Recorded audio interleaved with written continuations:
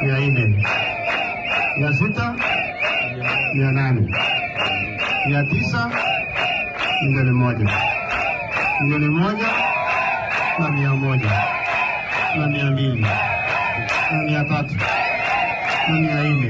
na 500 na 600 na 800 na 900 milioni 2.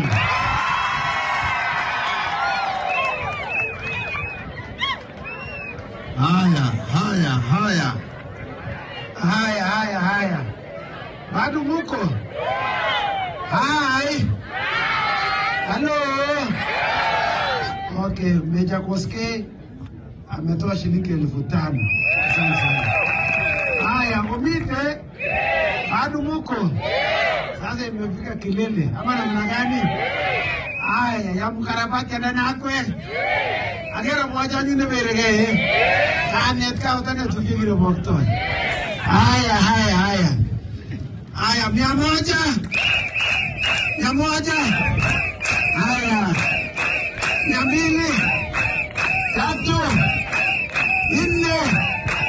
5. 6. 8. 9. Haya. Ni milioni moja. Milioni moja.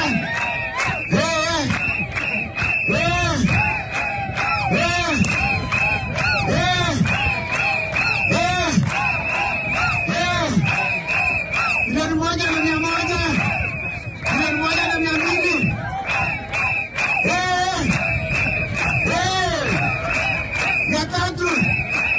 300. 1.5. 1.6.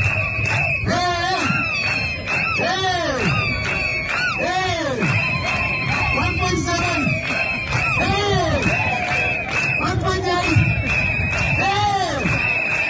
1.9. I'm 50. 80. 90.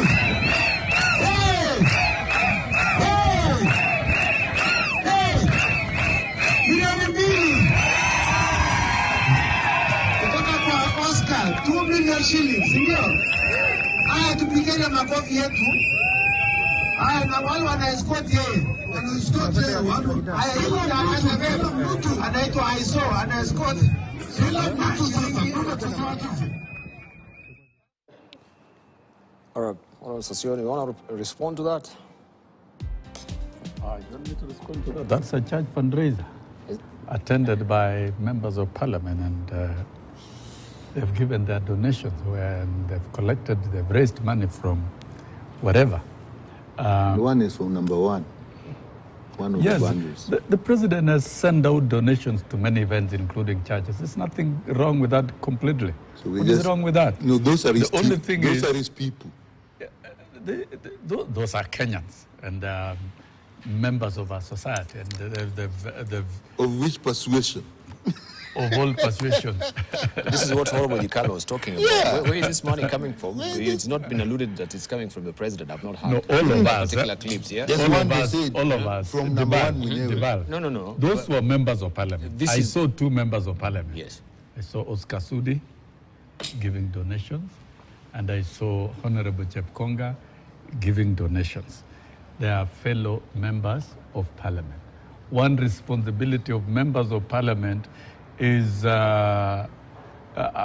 social responsibility is presiding over fundraisings. And if you check their diaries, they are listed and lined up for various fundraising programs. What do you do when you're invited as a guest to a fundraising? You solicit for funds from friends and mobilize, and you can raise it to any level. I've done that, and I've been doing that, and you can raise it to any level, depending. So if you are able to collect $1 million for that particular event, then what you collect, you take it and you declare. There's nothing to hide because they have declared in broad daylight. And you So you're talking about transparency yourself. It is. So that this money... That is being transparent. The money you solicit from friends, you deliver. That is part of being transparent. But what we are talking about here, because we know the history of fundraising in this country, the fundraising prior to Kibaki era, through studies, was indicated as having promoted corruption in government offices and everywhere else.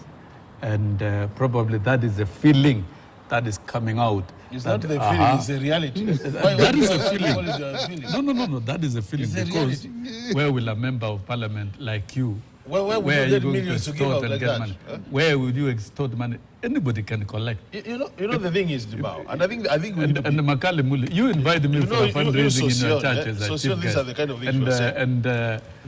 And tell me to collect money. I will collect. No, you are not the anchor. You know the thing why is, you are signing yourself? No, all right, let him speak. You know, Dibao, the truth of the matter is, if you ask yourself, who was taking that video? More likely it's a Gen Z. So these are the things you were saying earlier, and this has been proved in the past. If you look at the era of the regime of the late President Moi, this kind of arambis were very common. What did that do to our economy? It went to the dogs. So when studies have confirmed, where is the source of the money? That's the question. Yeah, that's the question. Studies have confirmed in situations where you see arambis like this taking place every week, corruption is also going up. This has been empirically been proved. It's not these are not theories, and this is what we are saying. That the question was, he was talking about the issue of accountability, and at that time we were on the same page. But now you start running away from No, we that are on page. the same page. It's not running away from that accountability. Page. We are on the same because page. Because you can see, he's saying you can solicit from your friends. If you collect 5 million which friends will in be your able to give fundraising, you money every weekend, you take to Arambis in millions. What would happen is, and this is the truth, the contracts you see, when you hear people talking about budgeted corruption, these are the kind of things which leads to budgeted corruption. You organize with contractors that I'll give you this contract, and as a result of that, then you'll be able to give money back, and you can bring it in the form of Arabic contribution. These things are known, it's not a secret. So why can't we moderate some of these things? We do fundraising, me and him, every day, but obviously we don't give this kind of millions. So the thing is, we can assist it. And actually, I've been arguing that a lot of church leaders since the last election. And some of the church leaders are regretting why they allowed this kind of things to get into the church. And we have had it, most of them are saying, we wish we knew. Yesterday I was in the church. One of them was saying, Mheshimiwa, when we were taking the 2 million for our churches, we were very happy. Today we're asking ourselves, why did we take the money? And he was telling the congregants that you have no reason to complain because you took the money, now the money must be recovered. Mm-hmm. These are the issues. These are the issues. Yes. So we ran away from the main issues and started focusing on issues we will not help this country. We are saying, as a country, we want to go far. Let's listen to the voice of the people. And that's why we see the issue of public participation has been very well pronounced in our constitution. That whatever you do, can you listen to the voice of the people? One thing I know, and I think I was driving to that, Kenya Kwanza might be wondering that if we don't implement our manifesto, we will lose elections. But are you aware about that? These guys could get to a national conversation with Kenyans, and Kenyans can tell them, don't worry about your manifesto. You promise you will implement, we can see the economic situation. We will allow you to do just what is possible now, and we'll still give you votes. So that you don't invest your manifesto at the expense of hurting Kenyans, and more so, Kenyans at the lowest level in terms of income. People are hurting, I'm telling you. You go out there and you interact with Kenyans, they're telling you, we can't eat in our houses, we're in problems. Forget about fees and health, that's the secondary level. Primary level, putting food on the table has become a major challenge. And that's why you see these guys are saying, even in the houses we come from, we can see our parents are struggling. And we want to tax them more. These are the issues. And we can't run away from them, I'm telling you. Let me say something. Yes, that is how the money, we know how it moves, through contracts and then this money. But if you're having such a big money that the contractors given, what did the contractor deliver? Let's say this was a contract for supply of medicines. In my view, that is our medicine which is being given in those couples. Yeah, because if they really delivered according to the prices, there won't be so much money flowing around. So they pretend to be delivering, but in the pretense, they take Kenyans' money. And the Gen Zs are seen. Me, I support the Gen Zs. And their parents support them. And now the churches support them. The finance bill and the Gen Zs have opened a bigger debate in this country. Even implementation, we say we will do. We never do. How can we do if that money is going like that? You remember, when we came, there was a clip you showed after Eldoret. And remember, the DP was saying that when they told me I can't speak, and I said, I've been here, and the other time we were even when you're receiving money for my contribution, now I can't speak. That was a very small thing, but I picked it. And when we are giving this money in church, what is the intention? The church must also now look at itself. I try very much, actually, when I go to Arambis, to actually give checks. In my constituency, they say, Dr. Nikal's checks don't bounce. Because money that has come through a check is traceable, right back to how it got into your account. And this is what you were saying, Honorable Sosion. Yeah. Correct. So in light of this also, you're flying in the face of what you had said before. Not it should be transferable. I mean, it should be traced. It should be traced. Not really flying in the face, of course. That is how you'd put it as an anchor. I think let us now deal with corruption as a standalone issue, genuinely, as a country. And within the whole of this debate, the finance bill is innocent. It's a very innocent document. It is going to raise revenue. It can raise revenue. The problem is the other side. How is it going to be spent? How is it going to be spent? That is a question. Of where we're coming from That and is where where we're going there's to. corruption. No, of course, if But Professor do Nyikal... you really expect a if reasonable Professor person Nyikal- to raise money and he knows the money is not going to be used well? If Professor Nyikal... No, yes, allow me to finish. Let me also... I'm reporting we are progressing. He also asked for rebut. I'll also rebut. Sure. Just Allow take me. it up. Yes. Allow me. If, for example, you can empirically prove that the 10 million that Professor Nyikal has donated I've never gone that far. No, I'm saying that Professor Nyikal has It's an donated hypothesis. in a church. I'm being hypothetical because we are being practical about what has been proved about corruption in this country. That the 10 million that you've gone to contribute, 8 million are proceeds from corruption and blackmail. I don't think that is what we would entertain in this country. And we should all collectively, it doesn't matter. If somebody is corrupt, whether you are in Kenya Kwanza administration or in another arrangement, and you are within Kenya, you are a threat to the economy. That is a plain fact and plain truth. So that then, can we acquit the innocent part of the finance bill? Let us now engage in a robust conversation about corruption and about the lifestyle of Kenyans and what people are doing, so that we can help this country to move forward. If, for example, we have money that comes to education sector, it is wired to schools, and it is not possible to be audited. It goes into waste. In fact, in the entire government expenditure program, all of them, there are huge wastages that even angels would weep. And I would wish we apply our mind there. Professor Nyikal is talking about the university funding model. We are trying to cure an endemic problem that has accumulated over time through misgovernance. And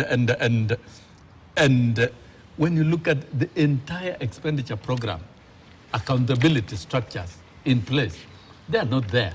And that is why the Gen Zs are reacting. But they are reacting to the real problem through an innocent thing called finance bill. I would rather we now shift and now deal, Dr. Makalimun. We deal now with corruption and where corruption is, who is involved. Call whoever is corrupt by name. All right. If it is Makalimun, and I think that is what we should do. So that now the debate should be, how are we spending our money? Where is the budget tracking system? We can be able to track county expenditures, all of them, make all governors accountable, and CDFs, and all line ministries, so that we are an accountable country and every cent can be put into use. If that is done and money is spent well, we will see the results. And when we see the results, Kenyans will say, we are ready to pay taxes and even pay more taxes to get better services. That is the debate. My simple and brief. Do you expect Kenyans of right-thinking mind, do you expect the Gen Zs that you will tell them that we discuss finance bill without relating it to the budget and how the money in the budget is spent and without relating it to corruption? Can you do that? And then you say, university, that you promised and we are trying. And that's what we are saying. This implementation of not trying, that's why they say, alitu danganya. All right. Chapter 6. I've not said, Professor Nyikal, we are trying. I've said it must be done. What is planned must be done. Okay. What is planned must be implemented. Why it cannot be implemented, you must account to Kenyans. We must be an accountable country. Let's look at Chapter 6 of the Constitution. Chapter 6. Does it not really bar the state officers and public officers to participate in harambes? It does. So what should happen to Oscar Sudi? And, but this country, who cares about the law? And all the MPs. Who cares about the law? Not only Oscar Sudi. And them that have been participating in harambes. Yes, yeah, you're bad, and you know from the Constitution. I think normally what happens is 1 year to election, you are expected to stop participating in harambes. But others generally just general fundraising. I don't think it bars us from that. General, but it's only a year too. Is it a year or 6 months? No, just retrieve it from the Constitution. Look at it. That's what I'm trying to get. Yeah. But what I know is about a year too. If my memory serves me well. Practically, that's what it has been, a year to. A year to elections. If you are aspiring for political office, ideally, you don't participate in Ideally, if really we were to grow into a country that is functioning properly in terms of governance, MPs and elected leaders should be completely banned from participating in fundraisers. What they should be doing is legislating, oversighting, and representing. Because the quality of leadership in terms of governance in legislation is important. It should not be marred by you have a headache on Monday on how to raise money for 2, 3, 4 fundraisings. Do you have a structure? How many fundraisings take place in your constituency? How do you choose which one to involve yourself in and which one not to? I never saw Kibaki in his entire 10 years attend any fundraising. He sat quietly in State House and made sure that all government ministries were functioning and delivering to Kenya. He did that. He made sure there was CDF, and the CDF has stopped any fundraising in schools. Right. The fundraising that we are seeing at churches, we are not seeing fundraising for schools. It has worked. So I think it was during also Kibaki's administration when we had the internal ministry which had actually sort of banned harambes. We should elevate governance and completely free elected leaders from getting involved, so that they concentrate on the core business of legislation, oversight, and representation. But you know about and of course fighting corruption. To me, the cardinal question is, why do we do harambes? We do harambes because the state has some shortcomings. Why would I go for a medical harambe, if the government was able to provide health care to everybody? For everybody. There would be no harambe. Why would I go for school, that is a school fee harambe, if the government was paying school fee? So actually, the more harambes are conducted, is a very clear indicator of failure of the government. Because it means the government is not able to provide the basic services to the people. And even the church, as you see, the reason why most of these churches are calling for harambe is because the people who go to those churches are not able to tithe and give enough offering to take care of the church needs, because they are poor. So it's a consequence of a basic principle that if the government was operating properly, delivering on services and goods, most of these harambes would die a natural death. And that's what Kibaki did.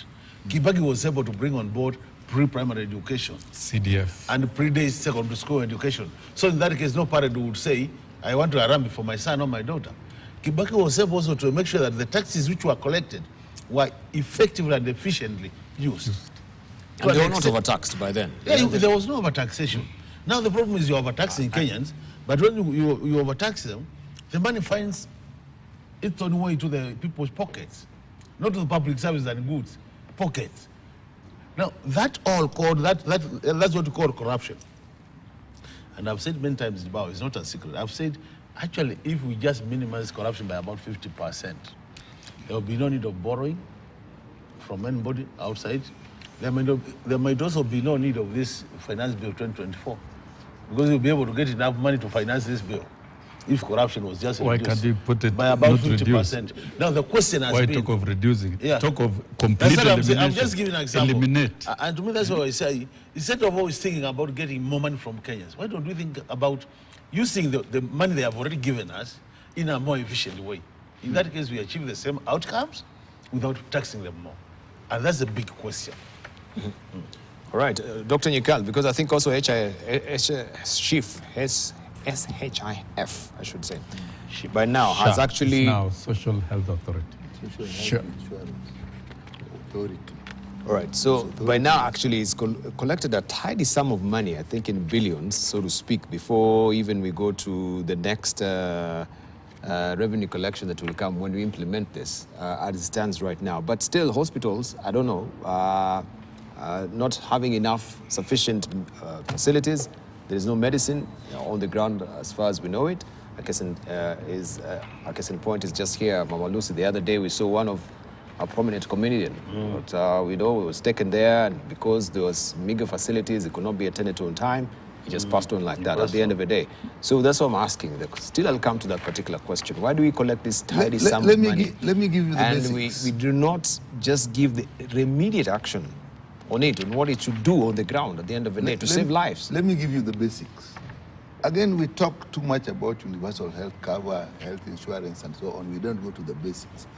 What is, whether NHIF or whether SHIF is an insurance, what is it supposed to do? It is supposed to pay for healthcare in facilities. So the first thing that we need that are running are health facilities that are well managed and running. Then, when you go to NHIF, when you're treated, NHIF pay for that. But if you have a problem where the health facilities, particularly government one, are not running, and let me tell you, the private sector cannot really take care of our health. You need all the government facilities at the county level to be actually functioning in a way that people, the majority, the average people, are comfortable with them. Then NHIF pays for them.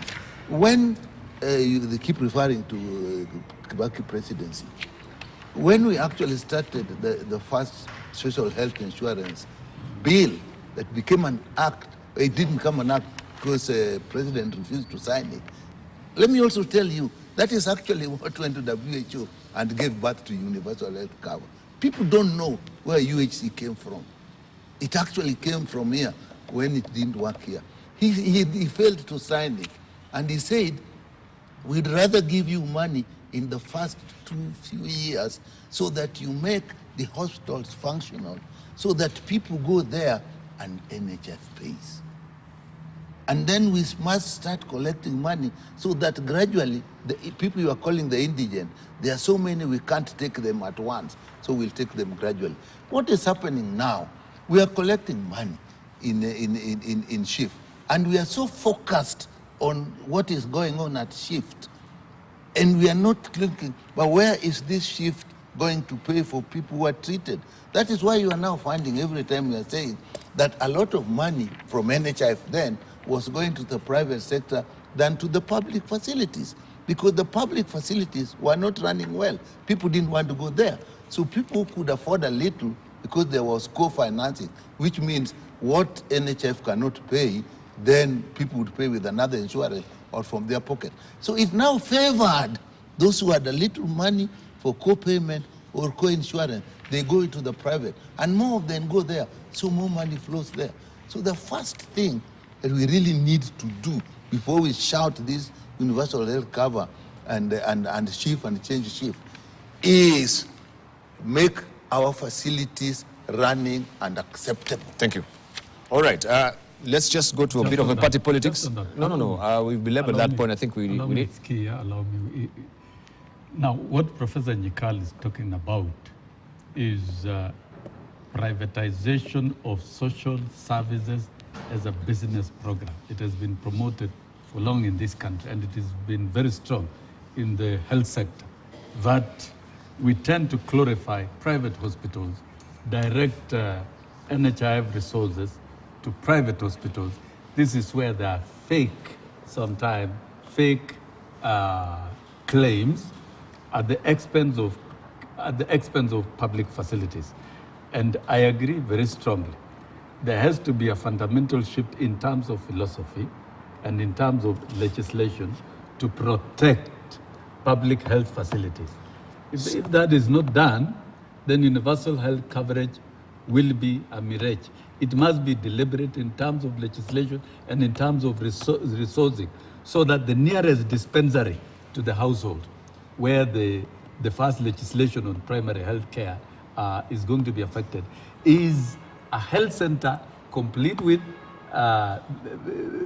medicine and complete with the presence of qualified personnel. And all our public hospitals, the same thing, including even the aspects of critical care. So the business interest around the medical insurance companies, it is not only NHI, there are many other comprehensive health insurance programs which are business in nature. They tend to do very well through the private hospital. But do you realize that needs to be addressed? Because these are cartels. Let me tell you, because this so strong, our honorable that member here concern is actually speaks from, that's exactly what you have said, Honorable Sosion. Do you know that university education is going that direction now? And that brings me now that to is the your other area. aspect. So now you can talk about health and you have been in education. Privatization of social services. One is health, the other one is in education. Yes. And we've been fighting privatization in and of education globally. It is a move. Even the change of curriculum. Thank you. These curriculum reforms are meant to open windows for privatization, to expand private. And is that the World Bank as is that the better transformation? And the World Bank as is that value, the better policy? One at a time. No. And the World Bank has valued education, business globally in terms of close to $10 trillion. It's a new frontier. And that is why, as a country and as all of us, we should be persuaded to ensure that the two main social services that affect our households, healthcare and education, is fully paid for by the government and is offered qualitatively. Thank you, Honorable Sosion. That is the overall philosophy. Right. Honorable Makali, just have a look at the Business Daily there. The Gen Z will be with you. I wanted just to ask this question. No, that is where I am. All right. Thank you. Fundamentally, I'm there. I think we've had a with good my life. With the Gen Z. With my life. All right, Honorable Sosion. Thank you. Yeah, we had a belly full of that. I wanted just to ask this particular development there with Honorable Makali. Maybe you are privy to this since now in the budget committee. I don't know if this is really right up your alley, or this is the Public Service Commission and the hiring of a new that is the new Director General of Public Debts Management Unit. Yes. Because from my understanding, since last year, not even January, we had Mr. Sirma, who had opted to retire early. Yeah, Dr. Sirma. So what is happening right now with this secret public debt boss hiring that is ongoing? This is another corruption that people talk about. We just do not put it in the public, and we have everyone applying for this particular job, so there's just underhandings that is contouring. Now, right? Anyway, maybe one future. Maybe we should take a small commercial break, then we circle back with that as you also put your thoughts together. That's okay. All right, we'll take a short break. We'll be back.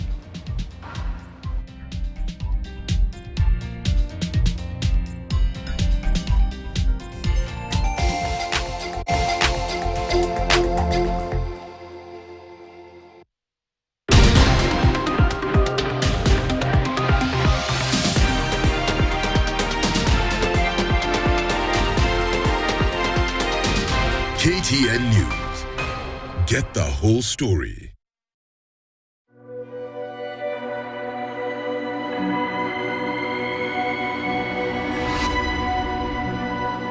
People come to me and they say they get discomfort when they have ice cream. Can you imagine that? Avoiding having cold ice cream. Sensodyne gives you long-lasting protections against sensitivity. And people come in and they're like, oh, it works. I can have ice cream and I'm not in any discomfort. I recommend Sensodyne because it works. It's brilliant.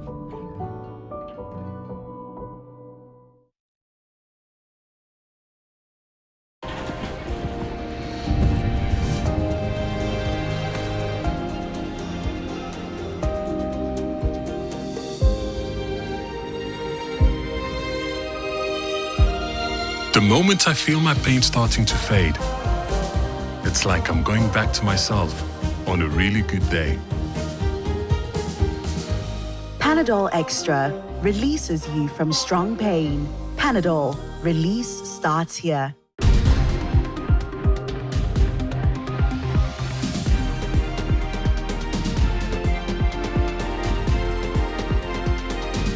KTN News.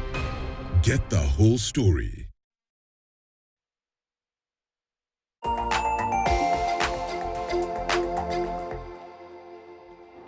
All right, Parliament wades into secret public debt boss hiring saga. Treasury given 60 days to replace Serema in a key office. PS Kipto says we have a candidate, but PSC is gathered around us. Right, so this secret hiring that is being done here, it says PSC actually advertised for the position in late January, but has not made public the list of those who sought the job, the shortlisted candidates, and the dates of the interviews. The Parliamentary Committee on Public Debt and Privatization directed the Treasury to appoint fill the post within 60 days from June the 4th by August the 4th. Honorable Wakali? Yes, actually. Are you privy to this? Yeah, I'm privy. You know, maybe you're What's not aware, happening? you are not aware at the bar. I'm the vice chair of this committee. Yes. So, So you're privy to this? What is happening? This is one of our is our recommendation of our committee. Now, what has happened about public debt in this country has become a very serious issue of concern and a matter of national interest. And this is basically because of the kind of money it is taking to repay our loans. If you look at the projected collection of 2.9 trillion this year, the next financial year, public debt will be taking 1.81 trillion. So almost 62% of the ordinary revenue collection will go to payment of debt. So as part of our oversight work as a committee, what we have been doing is we have been looking at where are the gaps in terms of why we are facing challenges. And one of the challenges we have identified, or the gap we have identified, is that the Public Debt Management Office, which is in Treasury, is one of the directorates, has to some extent not been very effective because of some reasons. One of them is that it's been termed as just another directorate in Treasury, so that the issue of independence and the issue of independence in terms of the decisions they are making is not there. And you remember, I think last Parliament there was a proposal to make it as an authority. That was a proposal by ANC. Then it was a party bill from the ANC, which is headed by Bunyasi Sakwa. But it died an actual death because That was Bunyasi Sakwa's bill, yeah? Bunyasi Sakwa bill. So if you look at that bill, the whole issue was to make this office independent, so that it can start advising both Treasury and the Central Bank in terms of how do we manage our debt, public debt, in the most effective manner. So that component of it being independent is one of the things we have said. Now, we have said now that it is not independent as a committee. There are two things we are proposing. Dr. Sirima gave indication that he would want to retire early. So it means automatically... Did he retire? Because no, he didn't. Was he prevailed upon to stay or what? No, you know, you can't leave office unless somebody else has taken over. So the fact that indicated willingness to retire, then that should have triggered a process of recruitment. And you know, this position is never vetted by Parliament. It's just one of the directors at the Treasury. Okay. So what should have happened that the Public Service Commission should have advertised for the position, called people for interview, and then identified a person for hiring. So what the committee is saying is that process between January and now seems to have taken so long. So we are telling Treasury, can you now go ahead and hire somebody to take over from Dr. Silma? Actually, last week, we had a meeting with the Treasury discussing what we call the consolidated fund services expenditure. And the person who was presenting was Dr. Silma together with the PS. So he is still in office. That's what I can confirm. The other point which you have realized is a weakness is that when you look at the Public Finance Management Act 2012, it allows that the CS Treasury could actually give what do we call it, the authority to, that he can be authorized the authorized officer. The head of the public debt management to be an accounting officer. An accounting and authorized officer. So the other recommendation I've made is we would want Treasury, before we get an independent office, if it is possible, to authorize this office to have a bit of autonomy, so that the head of that directorate is an accounting officer. He can actually sign for expenditures under the consolidated fund service. So were you able to interrogate why, since January up to now, these names, the shortlist candidates we could only have not been interviewed? We could only say we are concerned that nobody has replaced Dr. Sima after he wants to leave.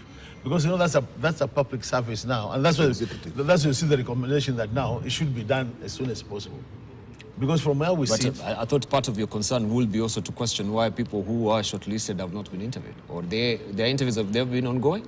We don't even at that meeting we didn't. I think I was not in that meeting, that particular one, so I will not give the details. But when you see this recommendation that now recruit as soon as possible, it means then there has been unnecessary delays. Because if you remember, January, Dr. Sema said that he is willing to.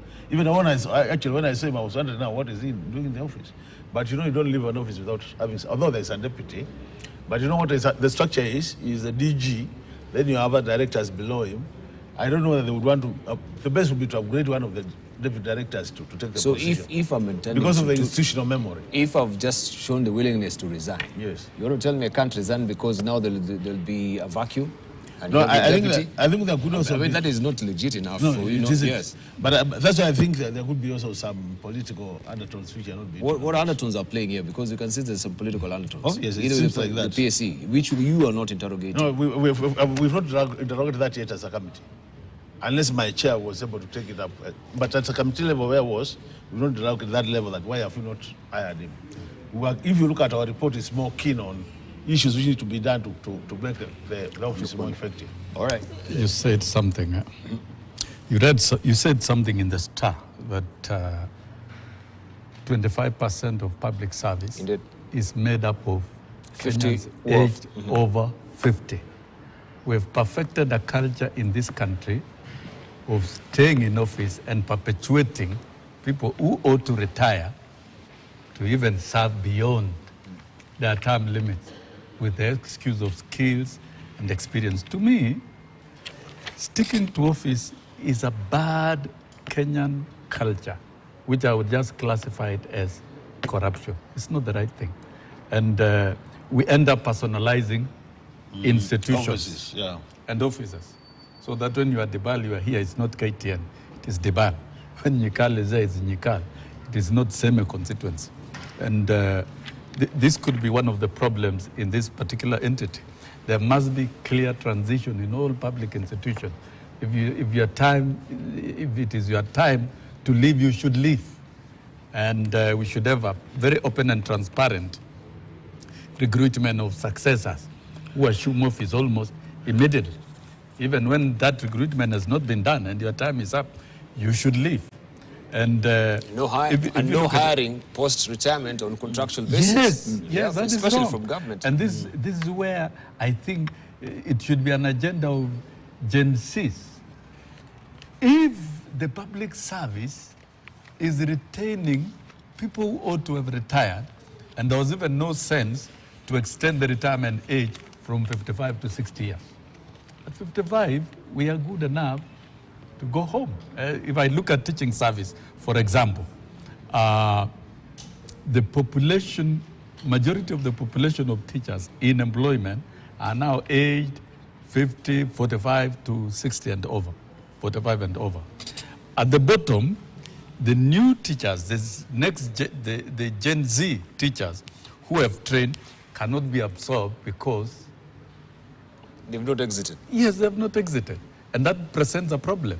If you want to make the best teacher, engage that teacher in active employment soon after training. Any trainee in the public service. And this is a problem we have in the entire public. And it is perpetuated. It's a trickle-down effect. If an MD can stick to office beyond the time limit, what will stop a human resource officer from sticking? What will stop the accountant from sticking? What then will stop the rest? And what will stop all of them from conspiring to even extend the retirement age? It was extended from 55 to 60. And is catastrophic in affecting the next the Gen Zs. And somebody can propose tomorrow to extend it from 60 to 65. In countries in the global north where the population growth has slowed down completely and there is no labor, a shortage of labor and personnel, the retirement is extended so that you can keep people to work longer. Some even work beyond 65. But in a country like this one, where there is huge youth unemployment, we should not have retirement extending completely beyond 55 to allow good transition. What stopped actually the debate on Parliament? Because I think there was this debate of revising back to 55 from 60, where it is right now. You see, it was killed, it was stopped? No, it actually wasn't killed, it was discussed. It was discussed. See, this is actually comes into the... That was a motion, eh? It was a motion. It wasn't a government bill. It was a motion. It would end up either... Who was moving the motion? I can't remember the member of parliament. Parliamentarians. Yes, but it should be a bill. And it was, people were actually very positive about it.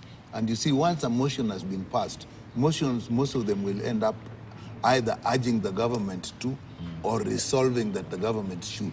And once that is done, the parliament has finished.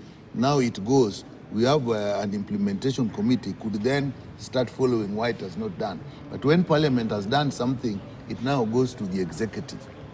So agree. But the issue we have also is when you have systems that you have put in place, would say this should happen at this time, you should ask, why is it not happening? Who is the officer? Because people are not expected to manage their exit on their own. There's an authority, there's an office that manages that. This is a case in point. This person actually indicated the desire to go. So it's unlikely in my view that is the person who is actually delaying this thing. Now, probably it's other people who are delaying it, maybe with the intention of getting the person they deserve. It all comes back to, do we run our country? Do we implement things as we have stated? Or we state one thing and do another? Because if you go by the laws, if you have said it is 60, when it reaches 60, that is it. Then somebody should do it. But there's another thing you also find in government that I think is related to this. It is actually human resource management. You also find some departments. You can find a series of people who are acting position. So you will raise, why are these people acting? Why have they not been confirmed or has somebody implemented? I think it's a human resource management. And probably it may not be, the way we're discussing it, the blame goes on the person. So like in this case, would you blame this person? Would you describe him as sticking? It's the Public Service Commission. It's the Public Service Commission that should actually now deal with that. Government generally. Yes, yeah, the government generally. So, and when we say, that's why sometimes, many times I keep saying, what is the Kenya Kwanza government doing? You point out very many nice things, Honorable Sosjon. But when you go to your parliamentary group meetings, which I know is chaired by the top executive, the president, do you say those things and what does he say? You know? When you say those and you say that, what does he say? Because that is where the buck stops. Right. You know, your parliamentary group meeting is different from others because there the top executive is sitting and your views, other than what you've said in parliament, is also passed there. Thank you. Thank you. You say those things there. All right. Talking about also people who are in acting capacity, we saw for the longest time we had Patrick Amoth as well. Yeah, And finally now the CS has appointed him as the Director General of Health. Oh, it has passed. After almost 2 it years. has passed After after 3 years, eh? Is it for more than 3 years. more than 3 years? Almost 5 years. yeah. Yeah. Almost 5 before years. COVID. Before Yes, COVID, you see. after COVID, and still. Is it supposed to come to Parliament? Yeah, Yes. it's kind of 2-year committee. You know the committee BAL for under, So under it will come to the committee? Yes. you know the So- BAL okay. under the labor laws, because this is where we fail in enforcing the provision of the law. You cannot act in an office for more than 6 months. Indeed. You can act upon expiry of 6 months while you are still in office, then you can be confirmed. And where it talks of competitive recruitment, if that is not put up and you've acted for 3 years, if we talk of Amoth, I think he came in 2018, he has acted for 6 years. That is not acting, that is actually full execution. And such a person could have been limited in terms of labor rights while operating within that office. And that is not a small office. It's the Director of Medical Services in the Republic of Kenya. That is a big mistake. We cannot be doing That's a such big things. office. That is blatant abuse of labor and blatant abuse of Public Service Commission. And what do you call that? Corruption. That This is where corruption. I think it is time. These Gen Z's things, this uprising that we are seeing, we should move straight and discuss corruption and accountability in governance. Because once we fix corruption and accountability in governance, we will tidy up the democratic system in the country. And nobody will question things like finance bill and other issues. But you see, you are trying to handle, to put the cart before the horse. Can you deal with the horse first? And the horse here is corruption. And it presents itself in many forms. In mishandling of governance, abuse of governance, and abuse of officers. That's the truth. Indeed. Call it that way, no other word. Right. Okay, let's just get closing remarks. We can have Dr. Mokali with you. Let's begin with you. Yeah, just to say about that, this week, as you said, from tomorrow, we'll now be going through clause by clause through the finance bill. Hoping that some of them have not been sneaked in, like before. Some clauses that weren't there. Some of us have already moved some amendments. But the only tricky bit is what Yikal was saying. You know, there is something about the adding fuel levy, what we call the road maintenance levy. And that is not in the bill. So, although it is in the report, it's not in the bill. I don't know how we'll be able to act on that, because if we don't stop it, all the gains which will be proposed by the committee will actually be negated. But it has to pass through Parliament as well. There is a claim that it will come through the departmental committee as part of the regulations, which will be very, very bad for the country. But we'll be watching, we'll be there, alert to see. So we want to assure Kenyans we lost round 1. We still continue pushing even round 2 to make sure that we get a good bill which can assist this country. Yes. Yeah, and fuel level is going to be very punitive, of course, from 18% to 26%. Additional 9 shillings Yes, per litre. additional 9 shillings per litre.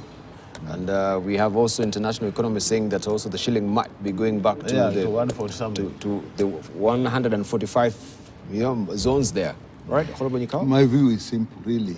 This finance bill, the people have rejected it. Everything we are doing for the people. We can't push anything down the throats of the people. Otherwise, Parliament will actually lose its value. So I'm appealing to our colleagues who voted yes to now turn around and vote no and be in sync with what the people want. Alternatively, if the Kenya Kwanza government is keen on actually stabilizing the country and addressing many issues which has been brought out by the Gen Z, where I think the finance bill is just the straw that broke the camel's back. They should withdraw this bill and bring a new bill. I think the provisions that we can do that to give the country an opportunity to look at this afresh and address other issues. That's the only way they can talk to the Gen Z. All right. Yeah, the finance bill is innocent. It's an innocent document. It is geared towards raising revenue to finance the budget. It should be allowed to go through the due process of the law, of the Committee of the Whole House, and final voting by the House, and of course the President will send it into law, it is innocent. And we should be able now, and as Gen Z and every Kenyan and all of us, we should now move to do what we call budget tracking, to check where all this revenue is going to be spent and spent prudently, and ensure that what is intended to deliver is delivered. If it is universal health coverage, let it be delivered to an extent that no Kenyan pays for health care.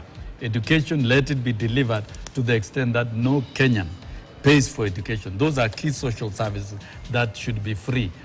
And let us also, as a country, open a fresh chapter to address corruption anew. And we should not be talking about reducing corruption by 50%. We should be talking about eliminating corruption totally. If we focus in elimination of corruption and tracking the use of the money, we will not be debating about the level of taxation. Kenyans will pay their taxes prudently as they've always paid. And I think we need to shift the debate to the right focal point. All right, we eagerly wait to see what will happen tomorrow as well with the resumptions of the protests. Also, Parliament will be going with the committee on the reading of this budget as well. That will be the third reading. And of course, we shall also be giving you that live here from KTN News as well. Thank you for joining us, gentlemen. I really want to thank you for coming through this morning, Dr. Makali Muni, and also Dr.